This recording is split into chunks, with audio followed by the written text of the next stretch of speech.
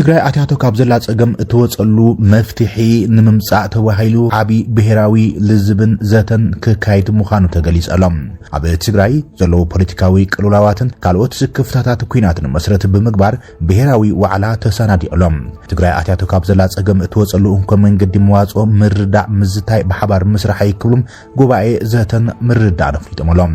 ዛዕባ ትግራይ ንግደስ ዝብሉ አካላት ኩሎም ረኺበየ ዝበለት ጉባኤም ኩሎም ንምዝታይ በሐሳብ ንምርዳእ ድልዋት ከም ዘሎ ገሊጾሎም ኣብ ትግራይ ዝተደለየ ምዕሩይ ሕብሩን መሪሕነት ብዘይ ምርካብ ከፋፋላይ መንፈስ ኣብ ዝዓስርሉ ተራዳዲኻ ንትግራይ ንምሕዋይ ፈተና ኣብ ዝኾነሎም ናይ ዝምልከቶም አካላት ብምውካስ ነቶም ንህልውና ዝወደቁ አካሎም ዘወፈዩ ምእንተ ዝምነይዋ ትግራይ ክብሉ ኩለንተኖም ዘበርከቱ ሰላማ ዝሓለወት ደቃ ዝኣከበት ጎንፂ ዘርሓቐት ትግራይ ከተሉም ይግባእ ክብሎም ኣባላት ጉባኤን ዘተን ምርዳን ገሊጾም ካብዚ ብተወሳኺ ትግራይ ክትህነጽ ጎንፂ ኣሊኻ ብዘተ መኺርካም ሓቢርካ ንምስራሕ ዝግበር ጉዕዞ ወሳን ምዃኑም ካብዚ ወጻኢ ንምሕዋይ ዝግበር መንገዲ ክዕውት ከም ዘይኽእል ኣመራርሓ ጉባኤ ዘተን ምርዳን ሎሚ ኣብ ከተማ መቐለ ኣብ ዝሃብዎ ጋዜጣዊ መግለጺ ሓቢሮም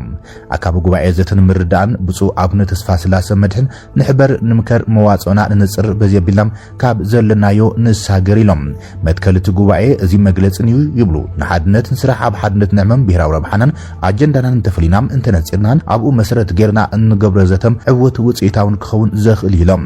ትግራይ ካብ ዘለዋ ጸገማ ክትወጽእ ኩሉ ዝኣምነሉን ዝሳተፈሉን መንገዲ ተስፋ እንተሎም ምዝታይ ምርዳእ መፍትሒ ምምጻእ ብምዃኑም ንፖለቲካዊ ውድባት ሲቪክ ማሕበራት ኣብ ወጻን ውሽጢ ዓድን ዝርከቡ ዝተፈላለዩ ምእንተ ትግራይን ተጋሩን ዝሰርሑ ውዳበታትን ካልኦት ብዙሓት ዝሳተፉን ንኩላና ሓደ ክገብረና ኣብ ዝኽእል ሜላም ይህን እናካይድና ጸኒሕና ኢና ድማ ኢሎም ብፁዕ ኣቡነ ተስፋ ስላሰ ጉባኤ ዘተን ምርዳእን ትግራይ ካብቶም ዝረኸቦም ወገናት ተስፋ ዝህብ ንሕብረት ሓድነትን ምርዳእ ኣብ መዋጽን ምስራሕን ሰናይ ምላሽ ረኺብና ኣለና ኢሎም ካብ ሰላምን ምርዳእን ወጻኢ ዘሎ መንገዲ ጎዳይም ዝሓለፈ ኣኽልና ኣጉዲልና እዮም ሕዚ ዝፍጠር ዝኾነ ይኹን ገነጽን መጥፊእናን ካብ ዝነበረ ዝብእስከ ይኸውንን ኩሉ ትግራዋይ ዝሳተፈሉም ዘዋጸና መንገዲ ኣንፈት ነጣጥሕሉም መዋጽኦታት ዝእወጀሉም ዝሰምዑሉን መድረኽ ዘተን ምርዳእን ክልወናም ይግባእ እዚዩ ድማ እቲ መንገዲ ይብል እቲ ጋዜጣዊ መግለጺ ዝሃበ ጉባኤ ስለዝኾነ ድማ ብሓንሳብ ንምርዳእ ኣብ ሓደ ማሕሲ ኮፍ ኢልካ ብዛዕባ ትግራይ ምኺርካ መከራ ትግራይ ዘብቅዕሉን ብሓሳብ ብዘተ ብሓበራዊ ውሳነን ተግባርን በሲላ እትሳገረሉ ተባሂሉ ዝእመነሉ መድረኽ ኣብ መወዳእታ ወርሒ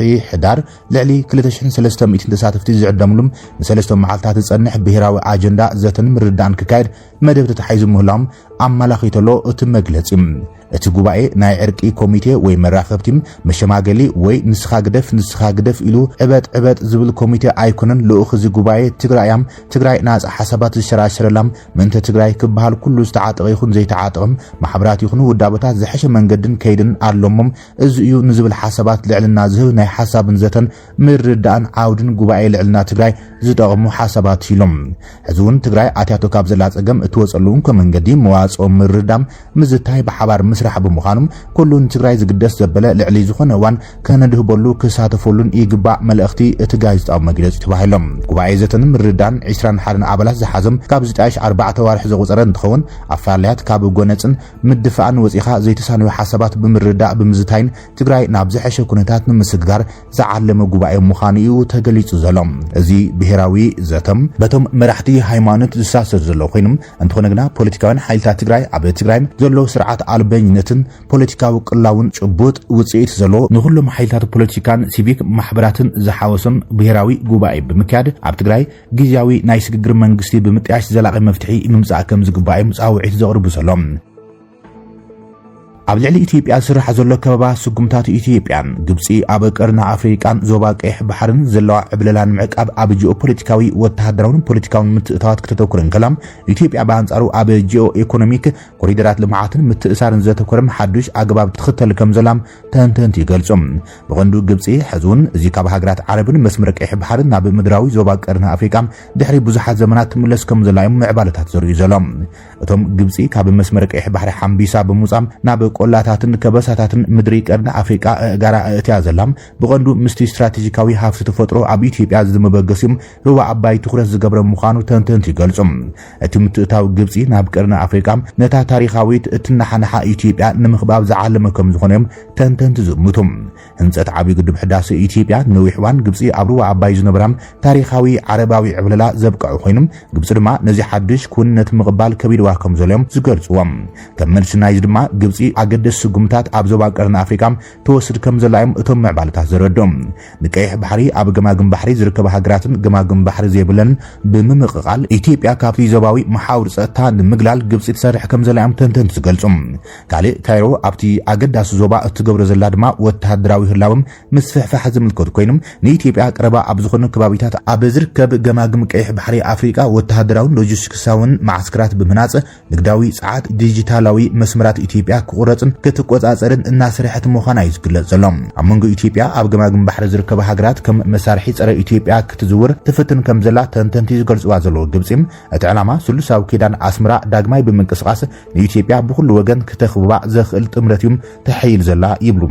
ግብጽ ስትራቴጂካዊ ቅርበት ንኢትዮጵያ ዘለዎን ኤርትራን ሶማልያን ብስሉሳዊ ኪዳን ኣስመራ ዝሓዘተን ኮይናም ንስትራቴጂካዊ መውጽኢ ንግዲ ዓለም ኢትዮጵያ ዝኾነት ጅቡቲ ድማ ከምውን ሱዳን ስምምዕነት ክፍርማ ገይራተን እያ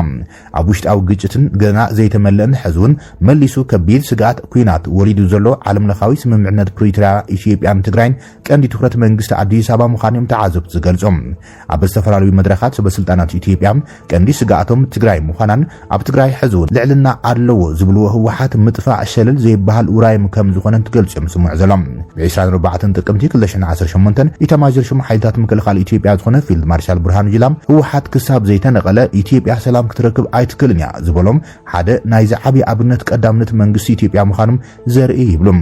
እዚ ድማ አዲስ አበባ ነቲ ብደጋውያን ሓይልታት ዝካየድ ዘሎ ዞባዊ ከበባታትን ተነጽሎታትን ከመሳርሑ ኮይኑ ብምባል እውን ያ ንህወሓት ትፈርጆም ብኻልእ ገጽ ድማ ኢትዮጵያ ምስ ጎረቤት ሃገራት ንሶማሊያ ሓዊሱ በመድረኻት ኤጋድን ሕብረት አፍሪካን አቢላም ምትሕባር ቀዳምነት ከምትህብ ዘመላኽቱ ንጥፈታት እውን ትገብር እያ ገለ ተንተንቲ ድማ ኢትዮጵያ ኣብ ቅድሚ ካብ ኤርትራ ዝመጻ ጎስጓስን ትንኩያታትን ኩናት ዓርስኻ ናይ ምግዛእ ወይ ድማ ምቁጣብ ፖሊሲ ብምኽታል እቲ ብሓደ ግዜ ብኩሉ ገጽ ክመጻ ዝኽእል ሓደጋታት ቀስ ብቐስ ከዳኸም ናይ ምግባር ስልቲ ትኽተል ከም ዘላ ይዝግለጽ ዘሎ ቀንዲ ትኩረት መንግስቲ ኢትዮጵያ ኣብ ዝሕዝዋን እቲ ኣብ ትግራይ ዘሎ ኩነታት ከም ዝኾነ ብዙሓት ሰባት እንትገልጹ ይስምዑ እዮም ኢትዮጵያ ዋላውካ ካብ ባሕሪ ዝተዓጽወት እንትኾነት ዘባዊ ጸጥታ ዘይነጻጸሉ ብምባልያ ትገልጾ ንቀይሕ ባሕሪ እዚ ማለት ድማ ድሕነት ናይ ገማግም ባሕሪ ሃገራት ብዋጋ ድሕነት ኣፍ ደገ ባሕሪ ዘይብለን ሃገራት ውሕስነት ክወሃብ ኣይከኣልን እዩ ዝብል መትከል ከም ዘሎ ይዝግለጽ ይኹን እምበር ግብጽ ብሰፊሑ ናብ ቀርኒ ኣፍሪካ ብዓብዩ ምትእታው ክውን ገይራቶላ በአሽሓት ዝቁጸሩ ሰራዊት ግብጽ ብሽም ሓለዋ ጸጥታ ምኽባር ሰላም ሶማሊያ ዝኣተወ ኮይኖም ኣብ ሱዳን ዘላ ወተሃደራዊ ኢዳኣታውነት ኣብ ቀረባ ምስ ጅቡቲ ዝተገብረ ስምምዕነት ኢንቨስትመንት ግብጽ ኣብቲ ኢትዮጵያ ከም እተውን መውጽን ዝጥቀመሉ መደብ ዝሓዘተ ኮይናም ኢትዮጵያ ናይ ምዕጻው ሳዕቤን ክወልድ ይኽእል እዮም ግብጽ ምስ ኤርትራውን ፍሉይ ናይ ምክልኻል ስምምዕነት ዘለዋ ኮይኖም ኢትዮጵያ ናብ ቀይሕ ባሕሪ እትገብሮ ጉዕዞ ንምግታም ተሰማሚዐን እየን ኣብዚ ሕዝዋን ኣብ መንጎ ኢትዮጵያን ኤርትራን ተፈጢሩ ዘሎ ወጥሪ ድማ ብቐንዱ ብኣለኹ ባህላይነት ምስ መንግስቲ ኣስመራ ድማ ብፍሉይ ይሰርሕሉ ከም ዘለዎም ተንተንቲ ዝገልጹ